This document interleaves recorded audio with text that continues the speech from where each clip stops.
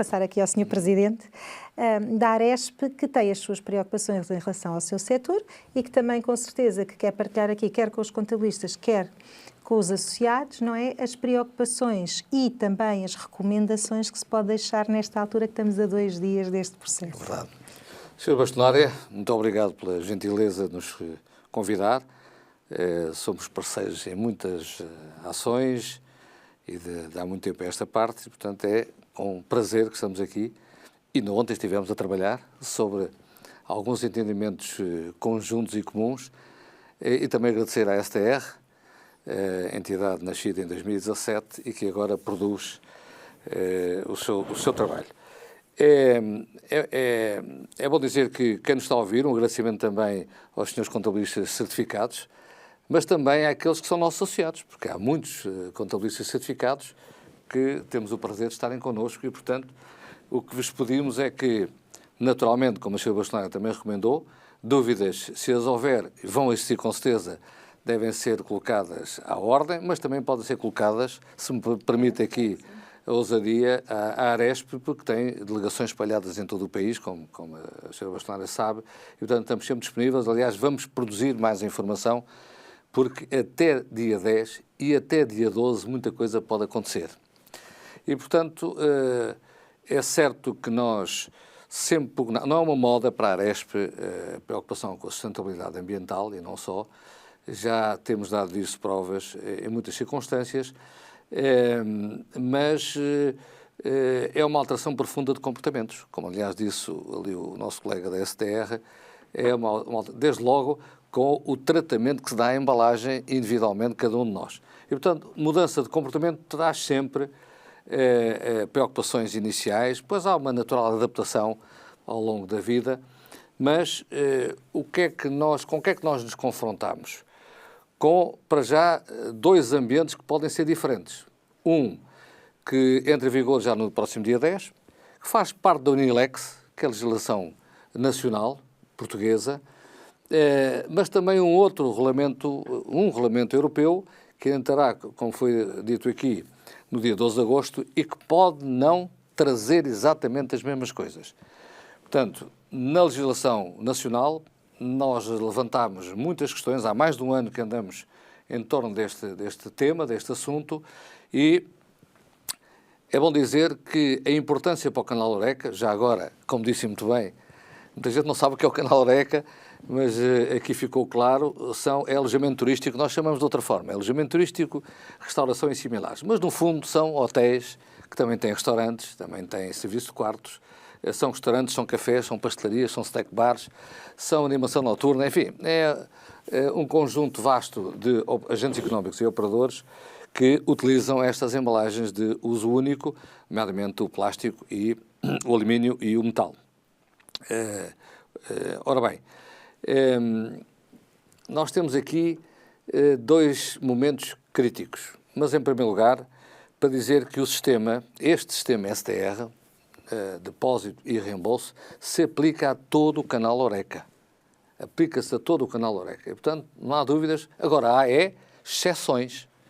E muitas delas foram equacionadas por nós e tivemos o privilégio de reunir, então, nas últimas semanas, de uma forma muito regular, com todos os agentes económicos. Foi a Aresp que propôs, e acabou por acontecer, sentar à mesa em simultâneo a STR, a APA, a ASAI, porque aqui também está envolvida, o Ministério da Economia, com as Secretarias de Estado da Economia, mas sobretudo do Comércio, e também, naturalmente, a Secretaria de Estado do Ambiente.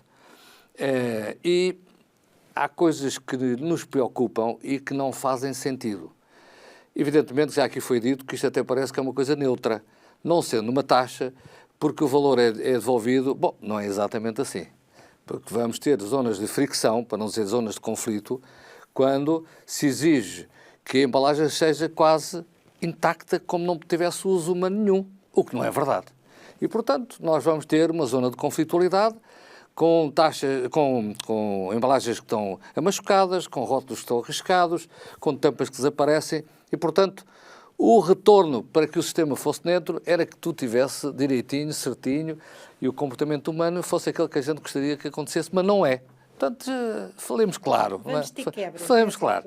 E, portanto, não é exatamente assim. Agora, o sistema aplica-se e nós nunca discordamos disso, somos a favor das preocupações ambientais, como é evidente. Agora, há 2 momentos críticos neste sistema, para sermos numa análise mais prática, que tem que ver com o valor do depósito. Portanto, a cobrança do valor do depósito é o primeiro ponto crítico e depois há um segundo ponto crítico que tem que ver com o reembolso, que se desdobra em, pelo menos, a linha A, B e C, e já lá iria. A perspectiva aqui, eu não tenho um quadro para passar, mas depois passa no fim, se não se importa, a ver se eu consigo, que eu levei toda a noite a estudar a matéria para poder estar aqui claramente, com a maior clareza possível, para gente que é muito entendida e habilitada destas ocorrências, cada vez que há mudanças de comportamento e de normativos, porque isto implica alguns normativos que se publicaram. Agora, valor de depósito. Quando é que incide o valor de depósito? Quando, e foi dito aqui já pela Sra. Bastonária, quando a bebida é tomada no local, normalmente não há um pré-pagamento, a conta é apresentada no fim. E, portanto, não há incidência do valor de depósito quando a bebida é tomada. Mas atenção, que aqui não foi dito, e eu chamo a atenção para isso. Imagine-se que estão sentados à mesa 4 pessoas, e não raras vezes há 2 que levam a garrafinha para casa. Atenção, porque aí o operador económico pode exigir que, mesmo tendo sentado à mesa sem um pré-pagamento, aquelas 2 embalagens têm que ser pagas com o valor de depósito, ok? Mas à partida, em teoria, isso nunca vai acontecer, não é? Ninguém vai levar garrafinhas para casa. E, portanto, não há incidência aqui, neste primeiro momento, do valor de depósito. Mas há em relação a todos os outros. Quer seja para levar para fora, quer seja no pré-pagamento. Como sabem, há agentes económicos, sobretudo pastelarias, cafés, até nos aeroportos, que há pré-pagamento. Ora bem, quer num sistema de pré-pagamento, quer de uma embalagem, uma bebida que é levada para fora, o operador tem que lançar o valor de depósito. Bom, e depois, estando claro isto, entramos no reembolso. À partida, o canal Horeca, que representa metade das embalagens de circulação no mercado, já aqui foi dito pelo colega 2,1 mil milhões de embalagens, o canal Horeca representa 50%. Diz a CSTR que é 48%, eu arredondo a coisa para ser mais fácil meter na memória. Metade das embalagens de circulação estão no circuito do canal Horeca. E daí a importância de estarmos, e também foi por isso que nós fomos ouvidos muitas vezes sobre esta matéria, porque até não foi dito por mim, foi dito pelo senhor, um dos secretários de Estado, que sem o canal Horeca envolvido o sistema não funcionaria nunca. E, portanto, nós também nos queremos valer um bocadinho desta prática, porque nós não concordamos com discriminações negativas. Já não basta, não quero aqui falar do tema, quando a gente no restaurante tem que aplicar um IVA de 23% numa bebida alcoólica, no vinho, e depois na prateleira está a 13%. Mas agora, porquê é que há espaços com menos de 50 metros quadrados que não têm esta obrigação? E nós temos muitos estabelecimentos no canal Horeca que têm menos de 50 metros quadrados. Porquê é que há esta discriminação negativa? Não entendemos. Bom, mas vamos ao reembolso. Quando é que a retoma é obrigatória para dar lugar ao reembolso? Nós só temos, bom, eu digo só temos porque não há nenhum despacho interpretativo. Há umas circulares resultantes da conversa que temos tido com a APA e com a STR, que vão dizendo umas coisinhas, hoje dizem uma coisa, depois da manhã dizem outra. Se calhar até depois da manhã dirão mais qualquer coisa, mas tudo aquilo que eu vou dizer relativamente à retoma e ao reembolso é aquilo que aparentemente vai acontecer nesta primeira fase, que não pode ser exatamente aquilo que acontecerá depois do dia 12 de agosto. Mas é o que temos e é aquilo que vamos esclarecer, ou tentar esclarecer, porque resulta das nossas conversas com a APA, e está aqui a STR, tem participado, e sabe que, em princípio, é este o entendimento que se concluiu. Portanto, retoma, não é obrigatória na modalidade takeaway, quando o serviço é prestado para fora, takeaway, drive-in, drive-thru, home drive, enfim, não é obrigatória a retoma. E, portanto, se não há retoma, não há reembolso. Depois, quando, já disse, há um pré-pagamento, sempre se deve fazer incidir o valor de depósito. Mas a pessoa que vai efetua um pré-pagamento, faz uma encomenda, paga, pode tomar a bebida no estabelecimento. Nós é que não sabemos, quando há um pré-pagamento, para onde é que vai? Vai para fora, fica cá, mas muitas vezes fica lá. Bom, é nessas circunstâncias que o agente económico é obrigado à retoma. E só nessas circunstâncias. Pelo menos até agora é aquilo que sabemos. Ora bem, então se há uma retoma, há uma saída de dinheiro da Caixa. E aqui levanta-se a primeira questão. Já aqui também foi referido pela senhora bastonária, e muito bem. E ontem tivemos de acordo com isto e até batizámos o documento que suporta este movimento financeiro, digamos assim.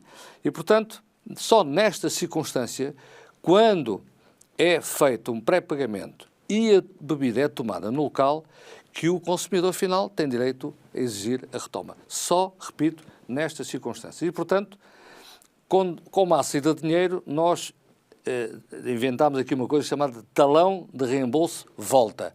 E pusemos finalmente todos de acordo. Isto não está em despacho nenhum. Isto aqui é um acordo de cavalheiros.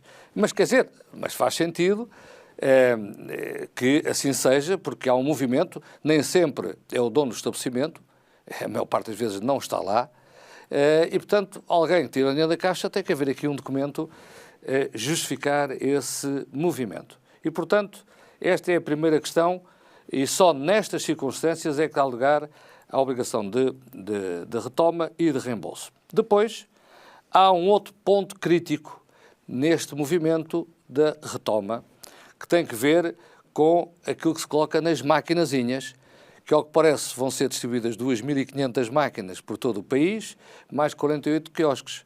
Bom, e a STR também tem uma coisa que nos diz que se houver 3 sacos com 200 embalagens, cada uma 600, a STR tem um circuito gratuito de recolha.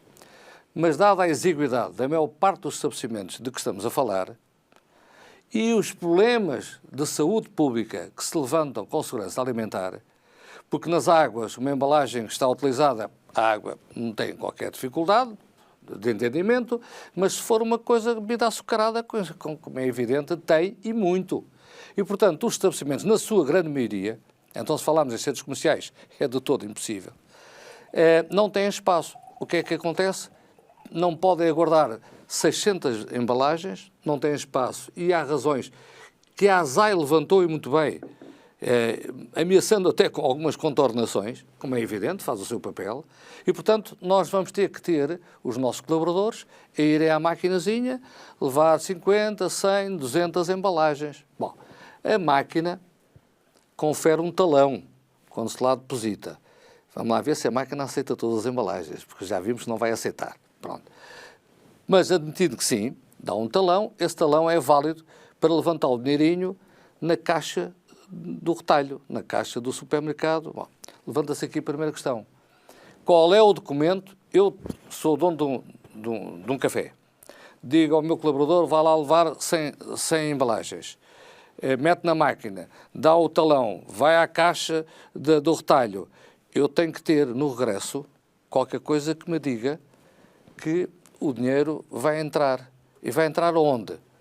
Dizemos nós. No movimento de caixa de entradas e saídas. Porque tem que haver, porque eu não estou lá todos os dias, posso ter mais estabelecimentos e, portanto, o colaborador recebe 100 embalagens de 10 cêntimos, 10 euros, tem que dar uma entrada de caixa num documento. Essa é uma questão muito importante, porque nós fugimos a outras obrigações para não penalizar já bem basta as circunstâncias atuais sobre a restauração, que sabemos, inflação alimentar, energias, etc. e tal, quanto mais agora, se havia momento mais inoportuno para lançar isto, era agora.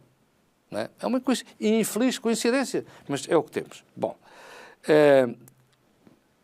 nós também questionámos porque é que, se isto é de facto uma intenção de recolha o mais possível, eu vi ali 90% de objetivo, por acaso ouvi da boca do Secretário de Estado dizer que isto, estamos com 37% de taxa de reciclagem, é para passar para 67%. Passar para 90%, chegaremos lá um dia, se calhar, já cá não estaremos, mas esperemos todos que sim, faremos isso os possíveis para lá chegar. 90% é uma meta muito ambiciosa. Bom, mas nós não percebemos porque é que os senhores fornecedores e os seus distribuidores, porque é que só se obriga ao canal Horeca? Porque aquilo que eu disse é um resumo de muitas conversas, bem às vezes esticadinhas, para chegar até ali, para isentar algumas coisas. E mesmo assim já vou identificar 8 pontos em que não há ainda esclarecimento cabal da STR, mas sobretudo da APA. E porquê é que os senhores fornecedores não têm as mesmas obrigações que tem o canal Horeca? Porquê é que um fornecedor ou um distribuidor não faz logística inversa?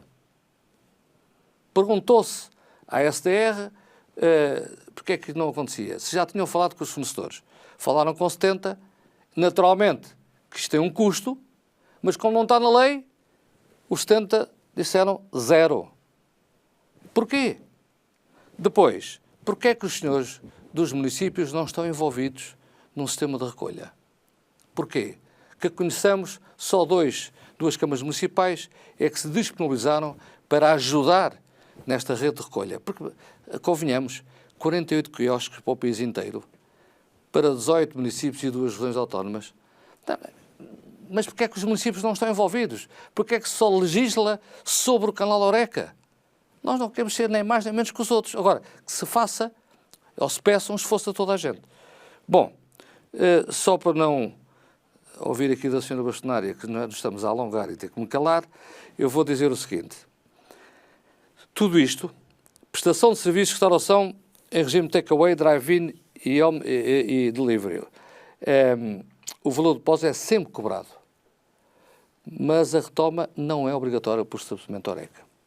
O mesmo acontece com serviços de restauração e bebidas não sedentárias. Já aqui foi falado também, são os festivais, são os jogos de futebol, etc, etc, até porque são espaços onde normalmente até a tampa da garrafa se tira quando é água, não é? Portanto, era muito difícil, mas ao princípio não era assim. Ao princípio era só para sermos obrigados a aceitar a retoma. Depois, também no que diz respeito a um setor mais específico, que é a restauração coletiva, cantinas, portanto, também para os senhores contabilistas, é obrigatório lançar o valor de depósito, mas não é obrigatório a retoma para que incida sobre o operador económico. E depois também nos pusemos de acordo, porque à partida não era previsível uma emissão de uma nota de crédito quando há a retoma no estabelecimento, e não foi isso que acabou por ficar, felizmente e bem, mas tudo isto resulta de um trabalho intenso, de muitas horas de labor, com estes operadores todos que eu já referi. O que é que está por esclarecer ainda hoje, a 2 dias de entrar em vigor aquele famosíssimo diploma? Food courts. A APA entende que não deve ser dado um tratamento igual àquilo que nós falámos sobre o takeaway. Nós não estamos de acordo. O food court hoje não é uma esplanada daquele estabelecimento. É uma esplanada, se assim quisermos ignorar, de uma comunidade. Normalmente até há um serviço que o aeroporto, o centro comercial, tem um serviço global de recolha das embalagens. É uma situação que não está esclarecida, ainda hoje não temos resposta da APA. Depois, a prestação de serviços de restauração e bebidas com pré-pagamento e consumo do local. Isto, a nosso ver, está entendido, mas não há um documento na circular que foi enviada pela APA, mas que nós reclamamos que esteja expresso. Depois, há uma situação nas tais não sedentárias, mas também há aqueles locais, salas de espetáculos que têm operadores fixos. Sei lá, se eu for ali ao Campo Pequeno, tenho um bar que é fixo. Cada vez que há um espetáculo de tauromaquia, eu digo tauromaquia, sem ferir suscetibilidades de ninguém. Mas é só para exemplificar. Nós reclamamos que quem vai a um bar nesse recinto ou noutro qualquer, leva a embalagem e já não sabe para onde. Nós não somos obrigados, não devemos ser obrigados à retoma, mas não está escrito. Máquinas de venda automática é outro problema. As máquinas de venda automática, como é que asseguram a retoma da embalagem. Eu vou a uma máquina, normalmente até nem dão talão, só se pedirmos um recibo, isso dão, são obrigados, mas como é que eu faço a retoma da embalagem? Não, também não está explicado. A própria localização das máquinas, a gente não sabe ainda hoje onde é que vão estar. Quer dizer, o sistema entra em vigor e onde é que a STR colocou as máquinas? Desculpa, desconhecemos em absoluto.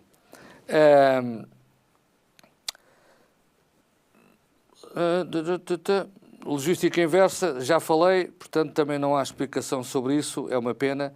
E depois, para não me alongar mais, já falámos aqui no registro, nos talões, no reembolso, tudo bem.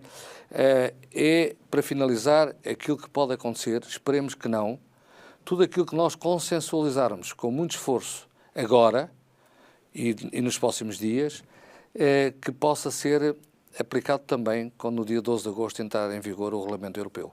Era isso que nós desejaríamos para não termos estado a trabalhar, como se diz na gíria popular, para o boneco. Muito obrigado.